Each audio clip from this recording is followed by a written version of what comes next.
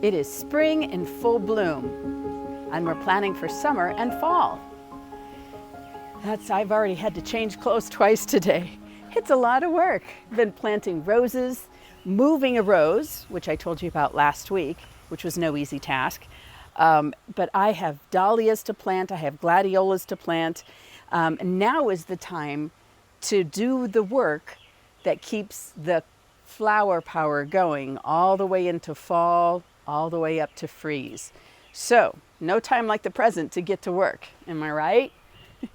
Let's get going. Come on. Well, let me start by saying that planting a rose in a container is usually an easier job than moving a rose or planting a rose in a new spot. For one thing, you have to start with, if you've got a drainage hole, and you always should in a container that you're going to plant anything, I used a curved, broken piece of a crock here of a pot on the bottom so the soil doesn't leak out. Then I add some well-draining soil, some worm castings, some aged cow manure, and the rose. Now, this particular rose that I'm putting in this blue pot, which maybe you remember this blue pot had the lime tree in it for the last year or so, but I love the pot and I had this in mind. So this will be a real pretty soft pink rose. It's actually going to be a present for Father's Day, but I need some well-draining soil in this container. It's still a heavy container because it's ceramic, but I want to give this rose a good start. It'll be in there maybe a year, possibly two. So the main thing is just keeping this nice, light, open, fertile soil in the container. So I used some of the compost that I had. This is coconut coir mix that has some perlite in it, as you can see. The brown stuff I put on top is the aged cow manure, and I work that in. And I top it off with mint compost. So that is an Heirloom Roses product, which mint compost is, they say that it stops aphids, it repels a lot of insects. So I just leave that as a nice top dressing mulch when I'm done planting it. And firm it all in. And the last step is always to make sure that it is well watered. And it sits on a moving coaster, and the drainage hole in the coaster lines up with the drainage hole in the pot. So I put, oh my gosh, a full container of water in there, and the tag, name tag. Hello, this old girl's learning. Make sure you get the tag when you get the rose. Next pot up, this has 3 drainage holes, which frankly I like a little bit better. But again, I'm using a little curved piece of broken container on the bottom so the soil isn't leaking out, making a mess. Put some of the rest of this bag that I had in there for soil, and I knew that wouldn't be enough, so I'd have to add some more. It is important that you don't have really strong fertilizer on a brand new rose because you'll burn the roots. So I use really soft things here, some worm castings as well, a lot of perlite, because again, you want this water, the rose to stay hydrated, but it doesn't like to be waterlogged, so you have to make sure you have amendments in a soil that you're using if you're going to grow a rose in a container so it drains well. Now this is some more planting mix specifically for a container, but it doesn't have added fertilizer in it. So the fertilizer that I'm choosing for this new rose in the container is going to be just aged cow manure. Now you can get that from a number of sources, even online, but I happen to get this stuff from Heirloom Roses. And this is how they're packing. It's an eco-friendly shipping container. They take it out of its plastic grow pot, which it's still kind of shaped like, and then they put it in this plastic bag along with their soil growing medium, and it's just packed in a cardboard box, and they ship it that way. So, but the roots are intact. It's a good way to inspect it. And then I put it in the container, so the top of the rose there is about 1 inch, maybe 2, below the top of the container. Because I want to be able to water this and have the soil and have not run off and not have the water run off. So now here I am mixing some Heirloom Roses specialized soil in the pot as well. You know, make sure that it is tamped down. I jiggle it to try to get any air pockets out, and then I top it with their mint compost. Again, the idea is to repel insects, keep them away from the rose. There is a slight scent to this, but it doesn't smell like strong mint, in case you were wondering. But it's just a nice, healthy compost top dressing for your roses. And I got that one from Heirloom Roses. I purchased it. And then the last step, again, always, make sure it's well watered, because you want the roots to make good contact with the soil and get that rose hydrated, get it started growing so it does drain well. And I water it till I see the water start to come out the bottom of the pot. And I always put this because it's heavy now. And I also included some Repels All granules to keep the critters, the diggers, out of there. Now, Veranda Jolie, that is the name of the rose. I didn't buy a tag for this, but I stuck it in the top here so I can see what rose this is, because I'm famous for losing rose tags. So I got 2 roses done in the pot. 1 rose moved, that Bass Ice Purple that I told you about.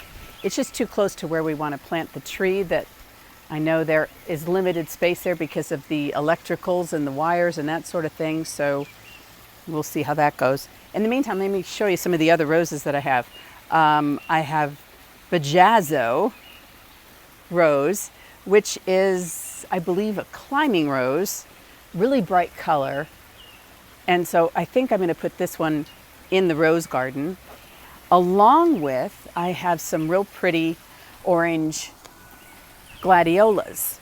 So that might be kind of a nice warm color to kind of complement each other, is what I was thinking. Now, I also have Parfuma Summer Romance, which is known for its fragrance. And I remember I lost 2 roses down here in my new rose bed. So I think I might put this in the place of one of those, and maybe amend the soil a little bit, give it the best start possible. Also, now this is the one I'm unclear about where I really want to put this, Jean Borner, a Floribunda rose. Also fragrant, but honestly, this seems a little puny to me. This one didn't come from Heirloom Roses, I don't believe. But I don't know if you can see that. Look how small the stems are. And it's a little dried out, frankly. So I know it's standard to trim back a rose for shipment.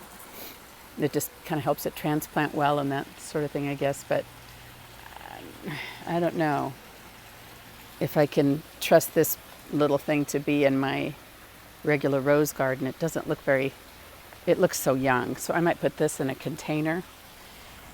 And I also have, now this one, the stems look so brown, but when I look at it close up, I could tell it is alive, easy on the eyes. So this one I want to put, this has such pretty violet, soft lilac with a bright purple eye, really unusual. And it doesn't get that big. So I'd like to put it on the other side, right below my John Warner clematis. I don't think it'll get swamped by the sweet autumn clematis that comes over the fence around the time that this might bloom. The only problem about planting anything in that specific area right now is Mama Robin. I mean, she dive bombs anybody that comes close because her babies have hatched. She's feeding them. I do have a video of that I took from a safe distance. I don't want to spook her or the new hatchlings, so I give her a wide berth. But this needs to get in the ground. So I'll see how close she lets me get to plant this. We'll see. Yeah, but then I also planted the 2 roses I planted in the pot. One is the Mariner. Is it the Great Mariner Rose? It's for my stepdad, who's a retired naval commander. So I'm going to put that, I put it in a pretty blue pot. It's going to be for Father's Day. If you guys are watching this, surprise. Probably not a surprise. I've got a lot of stuff for their garden. And then I have, I guess a couple other things. There's a tree rose yet to come that I don't think will be here by the time this video airs. So, but that is what I would like to put in that tall red container that I leave in the driveway, and that's stuff that I roll into the garage. Those containers, not just because they're ceramic, but because, if I want to save something that's not quite hardy enough, I store it in the garage. I have that big container, which is super heavy, on wheels, so I can do that. I roll it in and out of the garage, and that tends to work. But yeah, tree rose hasn't arrived yet, but that tree rose that I've ordered has some apricot blooms. So I thought Bajazzo nearby, which is a bright orange, and then those gladiolas, which are peach colored, and then that tree rose in the tall red pot. I think it might be kind of fun. Anyway, that's the plan. So, no time like the present. Let's get going. I decided to start here. This is the area where I removed the Annabelle hydrangea.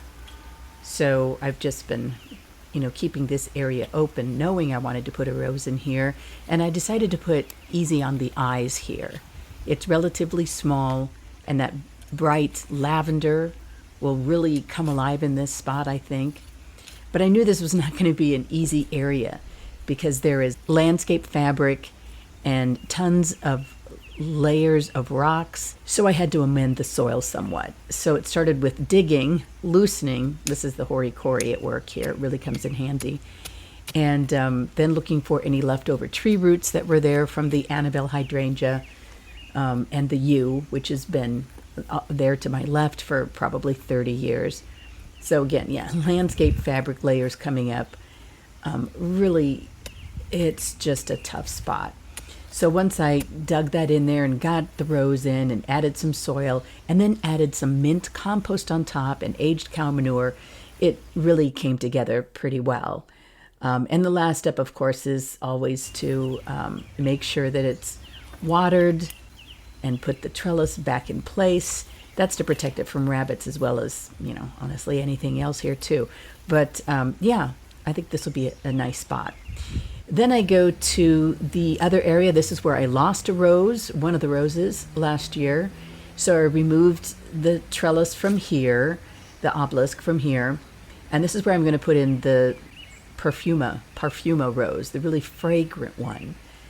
And I think, with the soft colors, but again, it's the same area here. Now, this isn't quite as bad as where the Annabelle hydrangea was for the last 30 years because this just had a rose in it last year.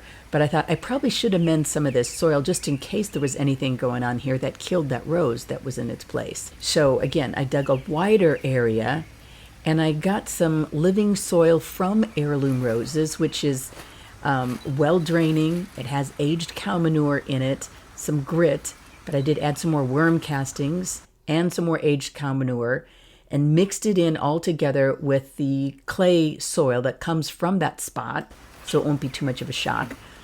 And then I got the rose. It comes in a compostable shipping container, just a cardboard box, and they just take the rose right out of its plastic growing pot and put it in this plastic along with some soil. They packed it in. But it is kind of nice to be able to inspect the roots and see, just how healthy the rose is. So it actually looks pretty good. So I've mixed the soil in this spot, and now the rest of it is just filling it in. So this wasn't as bad as the usual area of trying to put a rose in a new spot. Some more of the Heirloom Roses soil on top, firm it in. And then I also want to make sure to water this in well. I did notice from my hands down there in the dirt digging in, it's very dry in this spot. So this was like a full, at least almost a gallon of water from this watering can that I put in there. And the last touch is the mint compost. And it's supposed to help repel aphids, but that's another Heirloom Roses product. So, and then get the rocks back in place. I do leave a wide berth there, so it's got some area to grow. And put the trellis back in place and secure it so it doesn't blow over in the wind. And I was sure to put in the name tag as well. Speaking of name tags, Joyful Investment Dahlia. This was one that I was growing in a pot in the house first, and so, oh gosh, a bud. already in place. So I transplanted this to the north garden where this sunny spot is. My garden observers keep an eye on everything. They weren't too excited about all my comings and goings. The Crocosmia Sharona, some bulbs. Now these will be summer blooms, late summer blooms, but I put that in the area where I took those hostas out last week. It gets lots of sun, stays fairly dry up there on top of the wall, so I was sure to water it in, but I planted those probably just 3 inches deep. Meanwhile, in my hosta garden, I do have some more area for dahlia. I'm just seeking out the sun here where I can put them. The soil is warm enough, so I thought, okay, I remember I planted that right below where that heart is on the fence. Now, moving the rows where we're going to put the tree was a little bit more difficult, but just a year ago, or it's probably 2 years ago, I took it out of its container that I dug into this area. I sunk a container in this area, mostly so a rose could go without the competition of the tree roots from the maple and the pine.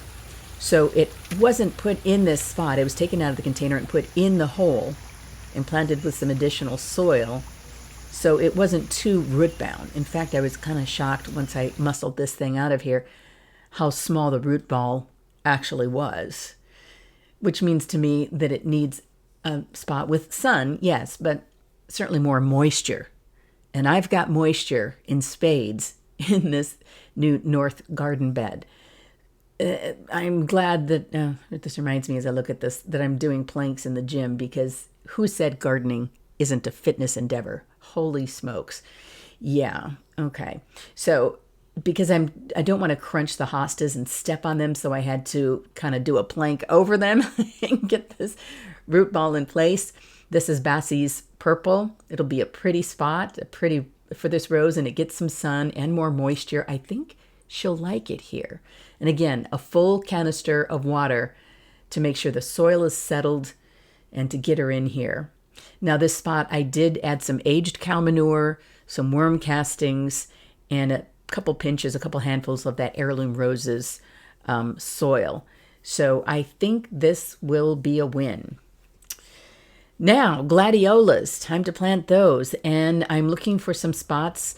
I tend to choose plants and the color scheme even more than the plants sometimes. But I thought this is the new front tree bed, which has warm apricot colors.